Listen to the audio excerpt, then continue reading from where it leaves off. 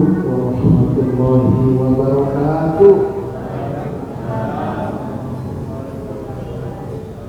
Alhamdulillahilladzi an'ama 'alaina bi ni'matil iman wal islam.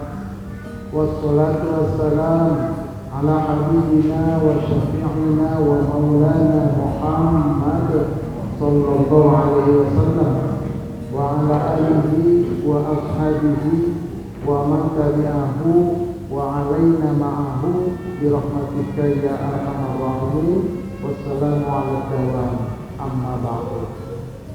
Bagaimana kabar Bapak Ibu, sehat semuanya? Mudah-mudahan kita, keluarga kita semua senantiasa mendapatkan rahmat dan hidayah dari Allah Subhanahu wa taala. Amin ya rabbal alamin. Selawat dan salam tidak bosan-bosannya semoga Allah sampaikan keharibaan sesuatu yang hasanah kita Nabi kita Muhammad sallallahu alaihi wasallam.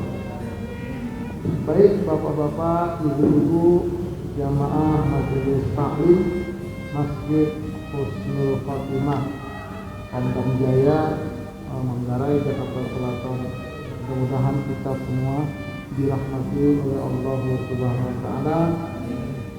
Seperti biasa, saya informasikan bahwa saya punya channel di YouTube menyelenggarakan 3 kegiatan ini. Khusus menyambut Ramadan, kami nanti ada pesantren 9. Kenapa perlu kita menuntut ilmu? Karena keutamaan orang yang beriman dan menuntut ilmu itu Allah sebutkan dalam Al-Quran. A'udzubillahi minasyaitonir rajim. Yarfa'illahu alladziina aamanu minkum walladziina utul ilma darajat. Artinya Allah akan mengangkat kedudukan orang-orang yang beriman dan yang diberi ilmu di antara kalian beberapa derajat. Jadi kalau mau tinggi kedudukan kita di sisi Allah, yuk kita tingkatkan iman dan ilmu kita. Jadi bukan berdasarkan harta, bukan berdasarkan pangkat jabatan, ketenaran, kegantengan atau kecantikan, bukan. Tapi iman dan ilmu. Nanti yang paling mulia, yang paling takwa. Inna akramakum indallahi atqakum. Itu yang paling mulia. Tapi sebelum sampai kepada takwa, yuk kita pertebal iman kita dan kita tingkatkan ilmu kita dengan hadir ke majelis ilmu. Nah ini dia, ngaji bareng yuk. Kenapa? Karena kata Nabi, wa man salaka tariqan yaltamisu fihi ilman sahalallahu lahu bihi tariqan ilal jannah. Dan siapa yang berjalan untuk menuntut ilmu, mencari ilmu, maka Allah akan mudahkan jalan ke surga baginya. Jadi kalau mau mudah melintas di atas siratal mustaqim, rajin-rajinlah thalabul ilmi. Baik langsung seperti ini ataupun thalabul ilmi lewat media sosial kepada guru yang kita kenal tentunya, karena kita bisa nanya. Kalau kita nggak kenal guru ini, nanyanya susah. Misalnya berkunjung ke channel saya, Ustaz Arifin Purba Official, kan kenal. Tapi begitu ngaji lewat YouTube itu ada yang kurang jelas, pas pengajian begini bisa ditanya. Atau bisa juga lewat WA, soalnya kita jawab. Nah ya, dalam rangka apa? Mengangkat derajat kita di sisi Allah. Oke, yuk kita masuk kajian kita, bahwa tema besar kita ini ya, untuk menggapai muslim kafah. Ada tingkatan-tingkatan manusia di sisi Allah itu ada 8. Nah ini yang level bahaya 5 ke bawah. Dari mulai 4, muslim fasik, muslim munafik, muslim musyrik, murtad, kafir. Ini level bahaya. Kalau sampai mati tidak bertobat, nah itu ancamannya neraka dan kekal selama-lamanya. Itu ngeri. Nah, yang aman level aman itu akan dimasukkan ke dalam surga 3, yaitu paling tinggi orang muttaqin, nomor 2 orang mukmin, nomor 3 orang muslim. Ada muslim kafah, ada muslim maksiat. Yang akan kita kaji pada malam hari ini masih tentang iman. Tentang muslim kafah udah terus kemarin itu sistematik kita ngajinya. Ya, enggak ngalur ngidul, insya-Allah enggak. Saya berusaha fokus, makanya pakai infokus. Jadi berurutan dia. Ustaz kenapa enggak ngaji kitab? Yang baca kitab biar saya di rumah. Yang saya sampaikan yang mateng.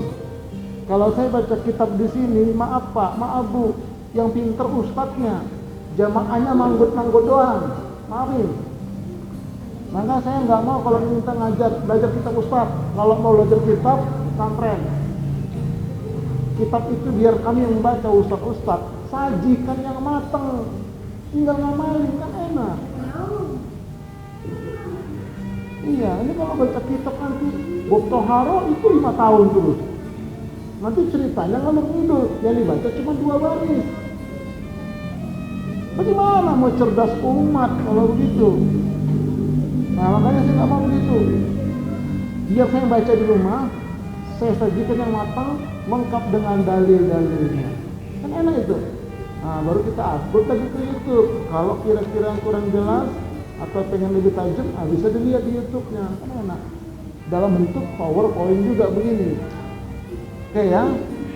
Nih penting untuk kita pahami. Ada akidah, ada iman, ada tauhid. Akidah untuk orang muslim, iman untuk orang mukmin, tauhid untuk orang muttaqin. Sering saya sampaikan ini. Makanya orang Islam disebut akidah Islam. Udah kita kaji dulu. Nah, sekarang ini kita akan belajar mengkaji tentang iman. Ya, jadi tentang iman. Beda dengan akidah, beda dengan tauhid, iman. Oke ya. Pembahasan tentang iman ini kita bikin dulu daftar isi lah kira-kira. Nah, ini kurang lebih ada 8 lah. Ya, secara global maksudnya. Ya, yang akan dibahas tentang iman ini secara berurutan itu tujuannya 8. Tapi 8 ini nanti diurai dia. Nah, pada kesempatan kali ini kita sampai ke berapa? 1, 2, 3, 4, 5, 6. Tentu salah itu ya. Ke-6 kita sekarang. Yaitu tentang keutamaan dan fungsi iman. Tentang keutamaan dan fungsi iman. Pada pertemuan yang lalu itu tentang perumpamaan iman dan pohon. Itu udah. Sekarang keutamaan dan fungsi iman. Apa sih keutamaannya iman itu? Apa sih fungsinya iman itu pada diri kita? Nah ini akan kita kaji. Yuk, ya, keutamaan dan fungsi iman. Yang pertama, iman itu merupakan syarat diterimanya ibadah dan amal soleh kita. Kalau nggak punya iman, nggak diterima. Apalagi kalau imannya batal gara-gara berbuat syirik misalnya, nggak taubat, maka seluruh amal ibadahnya hangus. Makanya syarat utama itu iman. Apa dalilnya Ustaz? Nih dalilnya. A'udzubillahi minasyaitonir rajim. Man 'amila shalihan min dzakarin aw unsa wa huwa mu'min falanuhyiyannahu hayatan thayyibah walanajziyannahum ajrahum bi ahsani ma kanu ya'malun. Artinya, barang siapa yang mengerjakan amal soleh baik laki-laki maupun perempuan, adalah dalam keadaan beriman. Tuh. Dalam keadaan beriman. Artinya kalau dia beramal soleh, bukan orang beriman, nah ini dia, di luar Islam, nggak masuk hitungan. Nggak masuk hitungan. Makanya kata Allah di sini dalam keadaan beriman. Apa balasannya? 2. Maka sesungguhnya akan kami berikan kepadanya kehidupan yang baik di dunia ini. Dikasih kehidupan yang baik, baik ekonominya, baik kesehatannya, baik kerukunan rumah tangganya, baik kehidupan masyarakatnya. Di dunia ini pokoknya baik orangnya kalau dia beriman. Terjauh dari musibah-musibah yang sangat yang sangat mengerikan. Kayak yang baru-baru kejadian di Sonono, Lenteng Agung. Iya, LA juga, Lenteng Agung, LE juga ya kan. Tuh, kalau orang beriman, enggak, itu dijaga oleh Allah. Ya, jadi kehidupan yang baik di muka bumi ini. Tidak sampai di situ, kata Allah, dan sesungguhnya akan kami berikan balasan kepada mereka dengan pahala yang lebih baik lagi di akhirat nanti dari apa yang telah mereka kerjakan. Di dunianya dibalas dengan kebaikan, di akhiratnya dibalas dengan lebih baik lagi. Siapa? Mereka yang beramal soleh, laki-laki atau perempuan, yang didasari dengan iman. Makanya kan dalam hadis, man shoma ramadhana imanan, kan ada itu, imanan wahtisaban ghufira lahu ma taqaddama min dzambi. Siapa yang berpuasa Ramadan karena iman. Tuh, Ustaz, ciri-ciri orang itu beramal karena iman itu bagaimana ya Ustaz? Ciri-cirinya Bapak Ibu, enggak ngeluh dia. Aduh, kok males banget ya. Kalau nggak ngaji nggak enak. Terus saya diomelin lagi. Itu nggak karena iman itu. Terpaksa itu namanya. Jadi adik-adik, kalau karena iman itu mau disuruh orang tua kek, mau kagak kek, yang penting udah jadwal pengajian Iqra, datang. Udah jadwal pengajian tausiah kayak begini, datang. Kenapa? Karena iman kepada Allah. Jadi orang yang beriman itu kalau beramal soleh, wajahnya berseri-seri, enggak bersungut-sungut. Bagaimana bersungut-sungut? Enggak. Ibu-ibu nyuci, nyapu, masak, kalau kena iman Bu, kelihatan dari wajahnya. Goreng bakwan aja Bu, kalau ibu gorengnya karena iman, rasanya enak. Tapi kalau manyun-manyun, rasanya pahit di bakwan. Tanya aja bapak yang makan tuh. Beda. Kalau kita bekerja itu karena iman, nggak ada capeknya. Coba kalau nggak ada beriman, capek banget ya rasanya ya. Pagi sore begini terus, habis makan, habis tidur, kasur, sumur, ngelindur, begitu lah. Ngomel terus, kenapa? Karena nggak karena iman. Dakwah ini pun kalau nggak karena iman Pak, aduh ngeri loh. Apalagi jauh, hujan-hujan, pulang malam-malam. Tapi karena iman, santai aja. Ini Bapak Ibu sekalian. Jadi makanya siapa yang beramal soleh dia, ya karena iman, pasti dibalas kebaikan dunia ini. Alhamdulillah lah Bapak Ibu ya, ini tahadus bi nikmah saja. Wa amma bi ni'mati rabbika fahaddits. Adapun nikmat Allah ceritain, ini saya ceritain dan nikmat Allah yang Allah berikan kepada saya. Saya datang dari Medan dulu habis tamat pesantren ke Jakarta ini Bapak Ibu sekalian. Pagi saya jahit di tukang jahit karena saya ada profesi tailor Pak dari orang tua saya. Di pondok juga saya dulu udah usaha sendiri jahit. Jadi pagi saya jahit, pulang jahit saya kuliah di At-Tahiriyah Kampung Melayu S1. Ntar malam saya ngajar privat Saya nggak ngontrak karena tinggal di tempat tukang jahit. Sekalian tinggal di situ, jaga tokonya. Kan enak itu. Susah saya dari Medan Bapak Ibu. Makan ke warteg. Iya, makannya di warteg dulu. Makan, makan Mbak. Ditanya sama si warteg. Makan Mas. Girangnya saya dipanggil Mas. Karena apa? Selama di Medan saya dipanggil tulang. Sampai di Jakarta dipanggil Emas. Makanya saya nggak mau pulang lagi ke Medan, takut dipanggil tulang lagi. Turun harga saya nanti. Iya Mbak, makanlah Mbak. Berapa? Setengah apa satu?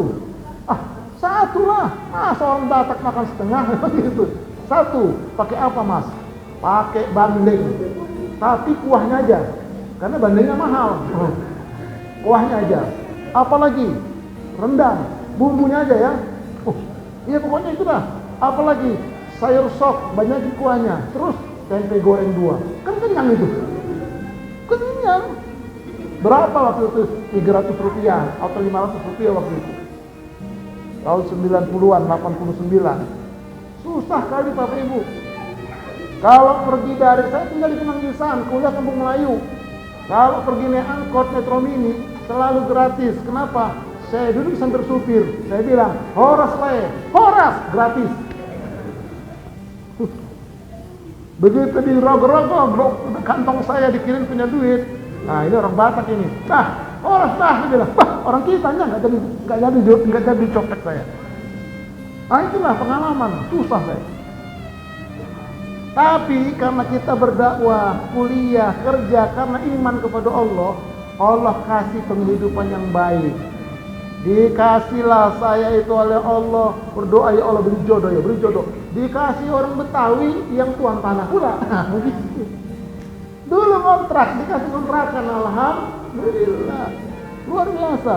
Bahkan saya menikah dengan istri saya itu sudah dihajikan oleh orang tuanya, masih muda semua, itu orang Betawi yang religius itu.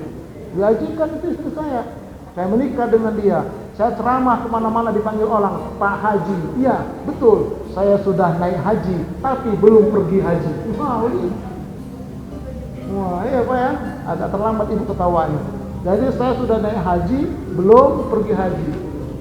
Nah, ketemu sama ipar-ipar semua cerita tentang haji. Pasar Sen bin Daud, saya bengong aja. Saya berdoa kepada Allah karena iman kepada Allah. Jamaah saya Kemanggisan. Ustaz udah berangkat haji, belum Ji. Nah, sekarang daftar saya ke haji pemerintah. 25 juta waktu itu dapat porsi. Ketemu sama teman yang punya travel plus. Ustaz udah haji, belum Ustaz dia bilang. Terus baru daftar doang, ambil tuh duitnya dari Depak itu ambil. Terus berikan ke travel saya. Lalu kita berangkat bareng lah.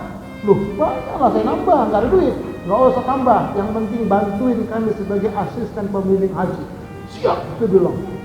Kayak tentara saya, kayak polisi militer. Siap, saya bilang begitu. Akhirnya semenjak itulah 2014-2015, hampir tiap tahun saya berangkat ke sana, bawa umroh, bawa haji. Gara-gara apa? Gara-gara iman. Jadi kita ngerjakan dakwah itu karena iman. Apapun karena iman, insya Allah.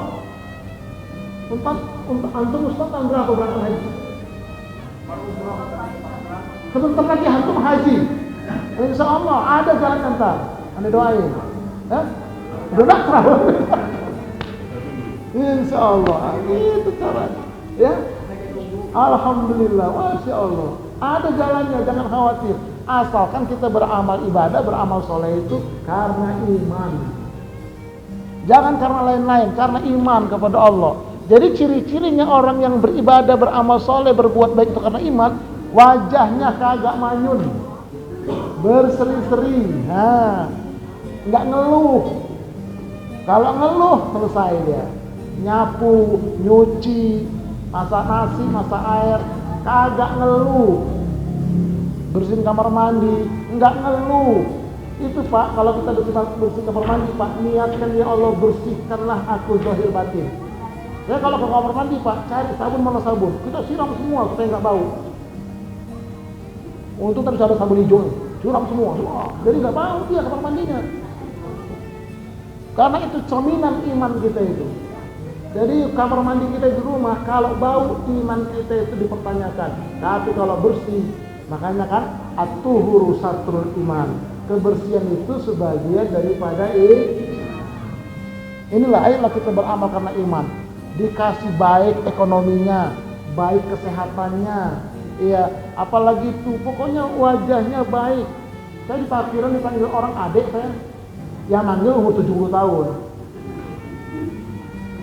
Gitu, nggak tahu dia lahir zaman purba, nggak tahu dia. Ya marga purba kan gitu ya. Itu di dunia, apalagi di akhirat dibalas lebih baik lagi oleh Allah. Inilah dia. Nah, lalu bagaimana Ustaz? Ibadah itu apa? Ibadah adalah ada ibadah wajib, ada ibadah sunnah. Itu namanya ibadah. Hablum minallah, salat, puasa. Pokoknya ibadah kepada Allah itu namanya ibadah. Kalau amal soleh, nih amal soleh adalah yang berkaitan dengan muamalah, yaitu hablum minan nas dan hablum minal alam. Itu muamalah namanya, amal soleh. Silaturahim, ukhuwah Islamiyah atau ukhuwah imaniyah, kemudian ukhuwah basyariyah kepada yang beda agama, kemudian kepada burung, bapak-bapak piara burung pak, mandiin tuh burung, kasih makan, piara mobil, piara motor, bersihin. Itu hablum minal alam. Nah itu amal soleh, dapat pahala asalkan dia betul-betul karena iman. Karena salah satu syarat agar diterima oleh Allah, semua itu harus karena iman. Mengerjakannya berseri-seri, enggak ngomel-ngomel, enggak marah-marah. Bisa Bu? Bisa? Bisa Pak? Insya Allah gitu. Jangan disuruh-suruh ngaji, sholat. Begitu jangan. Senyum aja udah kerjain. Itu karena iman. Ini yang pertama, ya fungsi daripada iman. Yang kedua, memberikan rasa aman. Nah ini dia. Alladzina amanu walam yalbisu imanahum bizulmin ulaika lahumul amnu wa hum muhtadun. Orang-orang yang beriman dan tidak mencampur adukkan iman mereka dengan kezaliman, dengan kesyirikan, mereka itulah orang-orang yang mendapat keamanan, dan mereka itu adalah orang-orang yang mendapat petunjuk. Jadi kalau benar imannya, jiwanya tenang, hidupnya tenang, hidupnya nyaman. Kalau imannya benar. Tapi kalau imannya bercampur dengan kesyirikan, jiwanya gelisah, hidupnya susah, selalu merasa resah di dunia, apalagi di akhirat. Nah, makanya iman ini luar biasa ini. Kalau imannya benar, imannya kuat, imannya dalam, maka dia tenang hidupnya. Nggak ada kegelisahan. Iya, nggak ada kegelisahan. Tapi ya ini dia.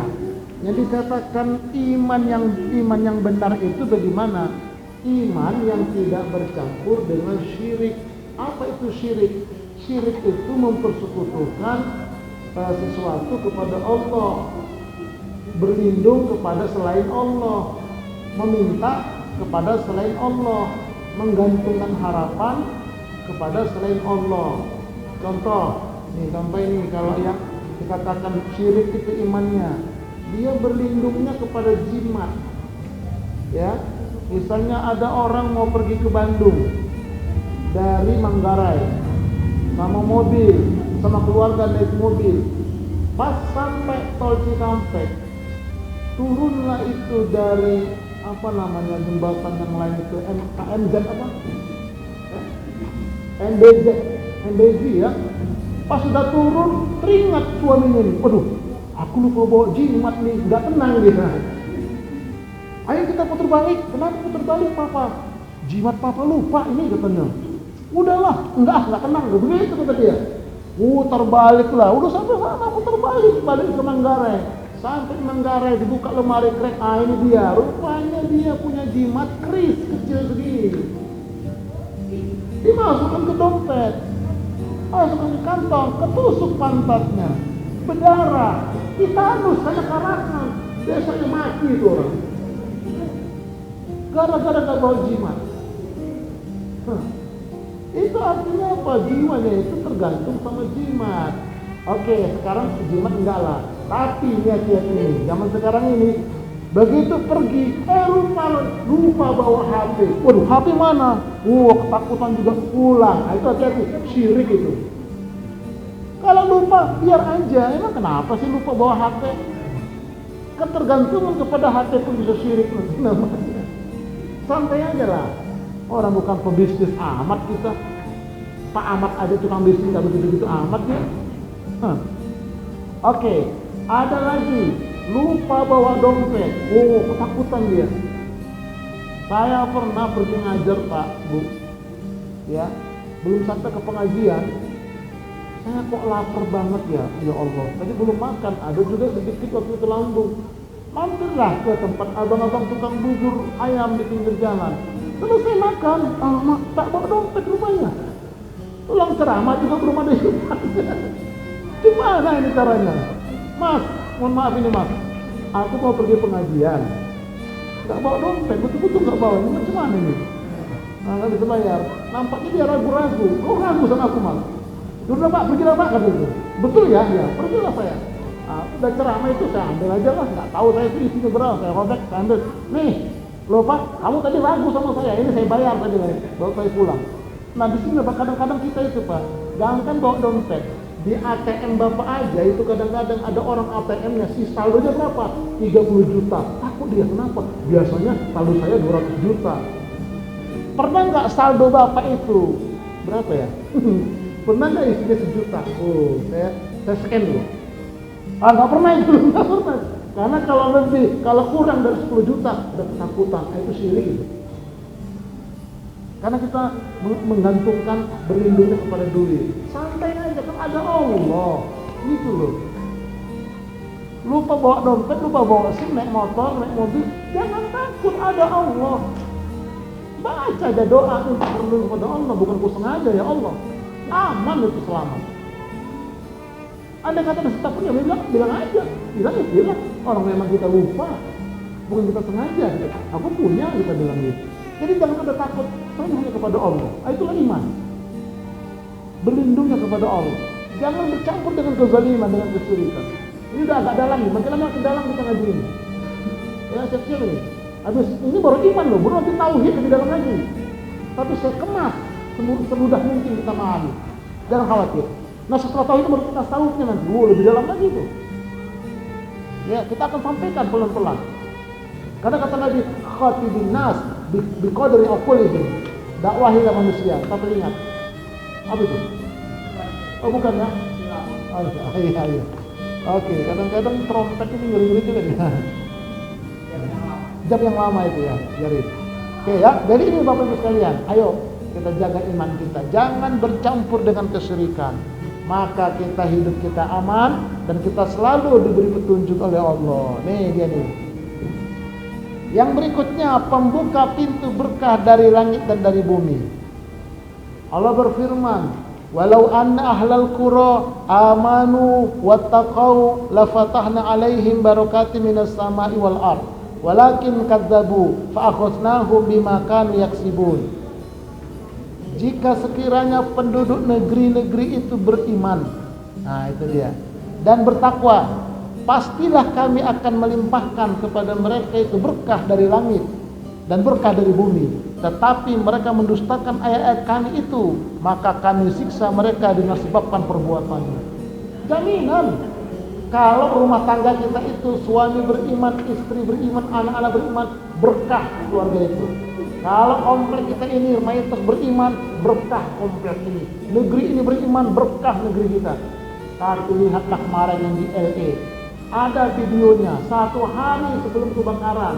Kan ada acara itu, orang-orang Hollywood itu, artis-artis MC itu mengatakan Tuhan itu peringkat 3.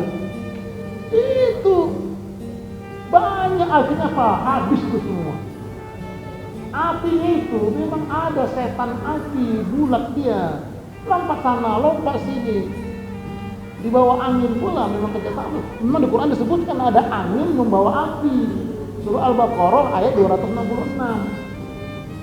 Kenapa dia menentang Allah? Banyak menentang Allah itu hadis. Banyak Bapak Ibu sekalian. Kenapa? Karena menentang Allah. Nah, makanya yuk seperti negeri kita ini lemah, gipah, Allah jenawi ya. Nah itu istilahnya begitulah. Supaya gemeripah kita ini berkah dari langit dan bumi, ayo kita tingkatkan iman dan takwa kita. Nah, dari mulai diri kita, keluarga kita, masyarakat kita, bangsa kita. Tapi kalau enggak itu Allah akan timpakan azab. Itu udah janji Allah. Nah, tinggal kita milih yang mana. Baik ya.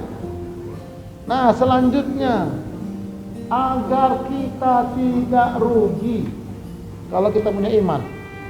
Hanya Allah berfirman, "Wal 'asri innal insana lafi khusr illa alladzina amanu wa 'amilus sholihat wa tawassaw bil haqqi wa tawassaw bis sabr."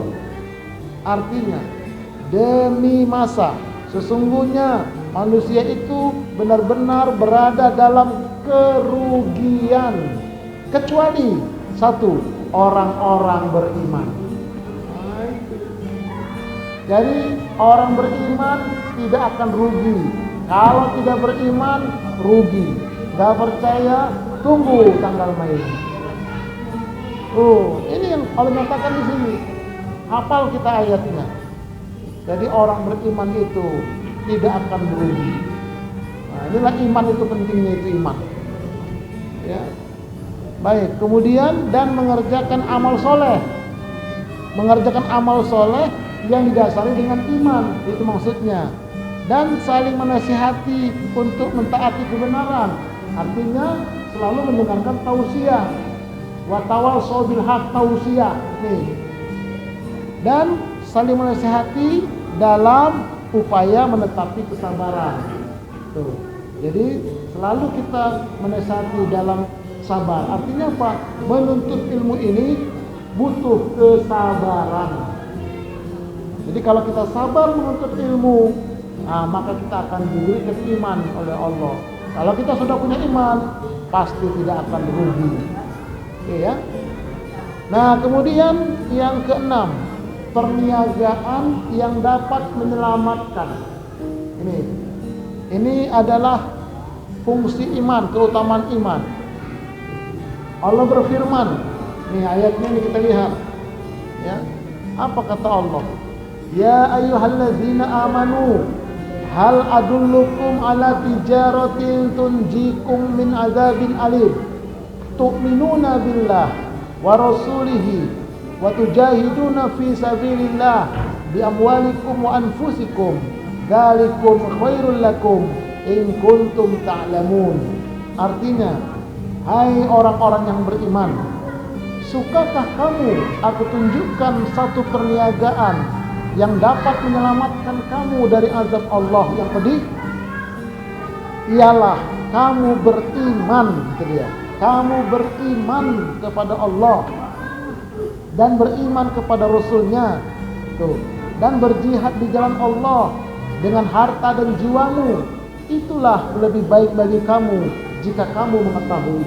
Nah, jadi dengan demikian Bapak Ibu sekalian, iman ini merupakan perniagaan. Jadi kalau kita mau berniaga supaya niaga kita itu untung, jualan kita itu untung, milikilah modal iman.